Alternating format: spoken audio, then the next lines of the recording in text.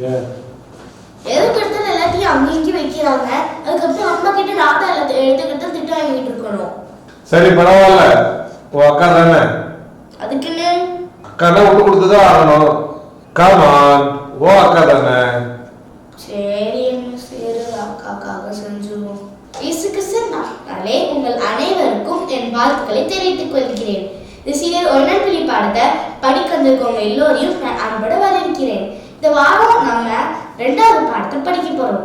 பாடத்துக்குள்ள போக ஜெபம் செய்யலாமா? அன்புள்ள பரமபிதாவே, இந்த வார பாடம் படிக்கும்போது என் கூட இருங்க. இந்த பாடம் வாழ்க்கையில் வைக்கிறதுக்கு உதவி செய்யுங்க, ஞாபகம் வைக்கிறதுக்கு உதவி செய்ய எங்கள் ஆசீர்வதிங்க. இயேசுவின் வழியை ஜெபிக்கிறோம் எங்கள் ஜீவனுள்ள அன்பின் பரம தகப்பனே, ஆமென். இந்த வார பாடத்துக்கான தலைப்பு கல்வாரிக்கு போகும் வழியில். இந்த வார பாடத்துக்கான மனப்பாட வசனம் கலாத்தியர் 6:2 எடுக்கப்பட்டிருக்கு. ஒருவர் பாரத்தை ஒருவர் சுமந்து அப்படியே கிறிஸ்துவனுடைய பிரமாணத்தை நிறைவேற்றுங்கள். இந்த வார பாடத்திலிருந்து நம்ம என்ன தெரிஞ்சுக்கிறோம்னா, மற்றவங்களோட சுமையை சுமக்கிறதுக்கு நம்ம உதவி செய்யலாம். யாராவது ரொம்ப வெயிட்டான பொருளை தூக்கிட்டு போகும்போது நீங்க உதவி செஞ்சிருக்கீங்களா? இல்ல அதை தூக்கி விடுறதுக்காக நீங்க உதவி செஞ்சிருக்கீங்களா? சரணை பட்டணத்திலிருந்து சிமியோன் ஒருத்தவங்க இருந்தாங்க. அவர் இயேசுவோட சுமையை தூக்குறதுக்கு உதவி செஞ்சாரு. அவரோட சுமையை தூக்குறதுக்கு உதவி செஞ்சாரு. இயேசு யாரும் நினைச்சு பார்க்க முடியாத கஷ்டத்தை ஒரு ராத்திரி கடந்து வர வேண்டி இருந்துச்சு. பஸ்கா பண்டிகை முடிஞ்சதுக்கு அப்புறமும் இயேசுவும் அவரோட சீஷர்களும் கெத்சமனே தோட்டத்துக்கு வந்தாங்க. அங்க ரோம அதிகாரிகள் இயேசுவை கைது பண்ணிட்டாங்க. அந்த ரோம அதிகாரிகள் இயேசுவை கைது பண்ணிட்டாங்க. அந்த ராத்திரி நேரத்துல இயேசுவை விசாரணைக்கு கொண்டு போனாங்க.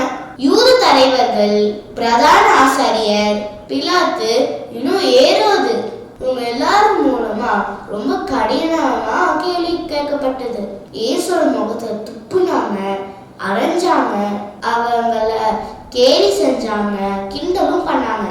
எல்லாத்துக்கும் மேல அவங்க மரண தண்டனையை எதிர்ச்சாங்க. அவங்க முதுகுல இருந்த சதையெல்லாம் பிஞ்சு ரத்தம் ஒழுகுற அளவுக்கு சாட்டையால் அடிச்சாங்க. இப்போ அடுத்த நாள் விடிஞ்சிருச்சு. அந்த காலத்துல தண்டனைக்கு உட்பட்டவங்க அவங்க தண்டனை பெற வேண்டிய சிலுவை அவங்கள சுமந்துட்டு போக வேண்டி இருந்துச்சு. அதே மாதிரி இயேசுவை நீதிமன்றத்திலிருந்து வெளியில கொண்டு போகும்போது அவருடைய ரத்தம் வடிஞ்சுக்கிட்டு இருந்த முதுகு மேலேயே ஒரு சிலுவைய வச்சாங்க. மரண தண்டனையை நிறைவேற்ற அந்த இடத்துக்கு போற வழியில இயேசு சிமியோனை சந்திக்கிறாரு. ஆப்பிரிக்கா தேசத்துல செரனேன்னு ஒரு இடத்துல இருந்து சிமியோன் அப்படின்னு ஒருத்தவங்க அந்த கூட்டத்துல இருந்தாங்க. அந்த நேரத்துல அவர் அங்க எருசலேம்ல என்ன செஞ்சாருன்னு நம்ம வேதத்துல கொடுக்கப்படல. ஒருவேளை ஏதாவது வேலை விஷயமா வந்திருக்கலாம், கூட்டமா இருக்கேன்னு அங்க வேடிக்கை பாக்குறதுக்கும் வந்திருக்கலாம். எல்லாரும் எந்த பக்கம் பாக்குறாங்களோ அந்த பக்கத்தை சிமியோன்னு பார்த்திருப்பாரு. அவர் பார்த்தப்போ அவர் கண்ட காரியம் அவர் அப்படியே உலுக்கிடுச்சு. பயங்கரமா காயப்படுத்தப்பட்ட ஒரு மனுஷன், அவர் தலையில முள் கிரீடம் வைக்கப்பட்டு அவரோட ரத்தம் கசீர முதுகு மேல சிலுவை சுமந்துட்டு அவரை சுத்தி ரோம அதிகாரிகள் அவர்களை இழுத்துட்டு போயிட்டு இருந்தாங்க. அந்த சிலுவையை தூக்கிட்டு போனவரு ஒரு நேரம் மயக்க போட்டு விழுந்துருவாங்க. அப்படின்ற ஒரு நிலைமையில சிமியோன் இயேசு அவங்க பாக்குறாரு. இப்படி பார்த்துக்கிட்டு இருந்த அந்த சமயத்துல காயத்தோட இருந்த இயேசு மத்தவங்க மாதிரி சண்டை போடவோ எதிர்த்து நிக்கவோ இல்லை. இவர் எதுவுமே செய்யாம அமைதியா அந்த கஷ்டத்தை தாங்கிட்டு போனாரு. கொஞ்ச நேரத்துல இயேசு சிலுவையோட பாரத்தை சுமக்க முடியாம அங்க கீழே விழுந்துட்டாரு. அந்த அதிகாரிகள் எல்லாம் திரும்பியும் ஏஞ்ச சிலுவை தூக்கி வருவாருன்னு காத்துக்கிட்டு இருந்தாங்க. ஆனா அவரால் எந்திரிக்கவே முடியல. இதை பார்த்த சிமியோனுக்கு மனசு ரொம்ப கஷ்டமா இருந்துச்சு. அவர் பார்த்துக்கிட்டு இருந்த அந்த சமயத்துல திடீர்னு அவர் பக்கத்துல நின்று இருந்த ஒரு காவலர் சிமியோனை பிடிச்சு என் கூட வா, இயேசுவோட சிலுவையை நீ கொஞ்சம் நேரம் சும அப்படின்னு சொன்னாரு. சிமியோனுக்கு இது எப்படி மீறுறதுன்னு தெரியல. ஒரு ரோமர் காவலருக்கு எப்படி எல்லாரும் கீழ்ப்படி வைக்கிறதுன்னு தெரியும். அந்த பயத்துல சிமியோன் சிலுவையை தூக்கிட்டு நடக்க ஆரம்பிச்சாரு. அந்த சிலுவை ரொம்ப வெயிட்டா இருந்துச்சு. நல்லா சாப்பிட்டு தூங்கி ஆரோக்கியமா வாழ்ந்த சிமியோனுக்கே இவ்வளவு கஷ்டமா இருந்துச்சுன்னா உடம்பு முழுசும் காயத்தோட ரத்தம் சிந்துற அந்த இயேசுக்கு எப்படி தூக்க முடியும் அப்படின்னு சிமியோன் யோசிச்சுட்டே இருந்தாரு.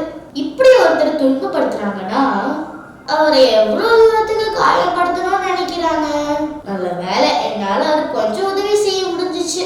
என்ன நடக்குதோ அது தடுக்கிறதுக்கு எனக்கு அவ்வளோ துணிச்சல் கிடையாது.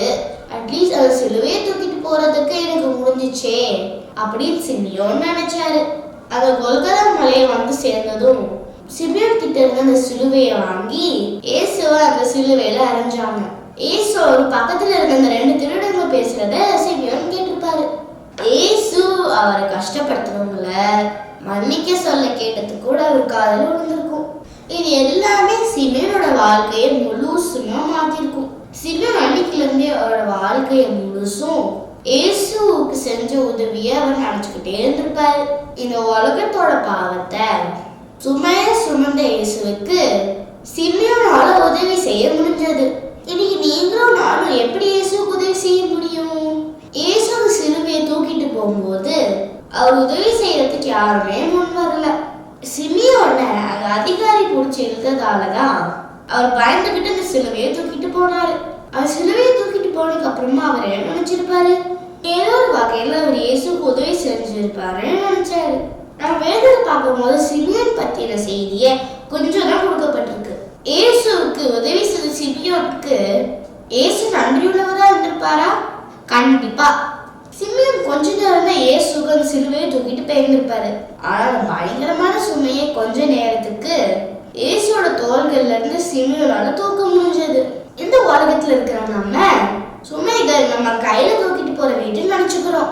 ஆனா இன்னைக்கு வசனத்துல ஒருவர் பாரத்தை ஒருவர் சுமந்து அப்படின்னு சொல்லப்பட்டிருக்கு. அதாவது மத்தவங்களோட வருத்தங்கள், பயங்கள், அவங்க மனசுல இருக்கிற கவலைகள், இது எல்லாமே ஒரு சுமைகள் தான். இந்த சுமைகளை நம்ம கண்ணால பார்க்க முடியாது, கையால தொடவும் முடியாது. ஆனா நம்மளோட இருதயத்தால உணர முடியும். பாரத்தோட இருக்கிறவங்க கிட்ட நம்ம ஆண்டோட அன்பையும் இரக்கத்தையும் பத்தி சொல்லும் போது அவங்களோட கவலைகளை நம்ம விசாரிக்கும் போது நம்ம அவங்களோட பாரத்தை சுமக்கிறோம். அந்த பாரத்தை லேசாகிறதுக்கு உதவி செய்யறோம். ஏன்னா இன்னைக்கு பாட சொல்லுது நம்மளால மற்றவங்களோட சுமைகளை சுமக்கிறதுக்கு உதவி செய்ய முடியும்னு. இந்த பாடத்தை கூட படிச்சதுக்கு நன்றி. பாடத்தை முடிக்கிறதுக்கு ஜெபம் செய்வோம். அன்பன பரம்புவிதாவே, இந்த வார பாடம் படிக்கும்போது எங்க கூட இருந்ததுக்காக நன்றி. நாங்க மற்றவங்களோட பாரத்தை நம்ம சுமக்கிறதுக்கு உதவி செய்யுங்க. பாக்குற கேட்கறத ஆசீர்வதிங்க. இயேசு மேலே ஜெபிக்கிறோம் எங்கள் ஜீவனில் அண்ணன் பரம தகப்பனே. ஆமென்.